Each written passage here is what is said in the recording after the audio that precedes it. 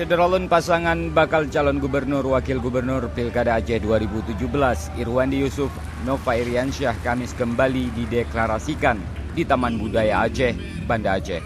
Deklarasi terhadap pasangan ini sebelumnya sudah pernah dilakukan di Jakarta.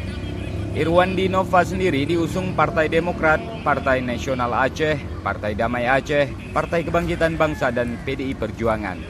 Ketua Golkar Aceh TM Nurlif turut hadir pada acara ini. Syederalun Irwandi mengklaim ingin melanjutkan dan memperbaiki apa yang pernah dilakukannya semasa memimpin Aceh periode 2007-2012 yang lalu. Ada banyak hal yang pernah saya lakukan, ingin saya teruskan. Ada banyak hal yang pernah saya rencanakan, tapi belum terlaksanakan, dan kali ini saya ingin melaksanakannya.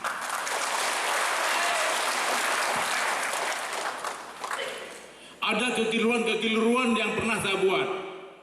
Saya ingin mengkoreksinya. Maka, izinkan saya memimpin sekali lagi. Amin. Kalau mungkin, 2 kali lagi. Irwandi Nova. Sekarang bilang menangnya. Dari Banda Aceh, Reza Munawir, Serambi On TV.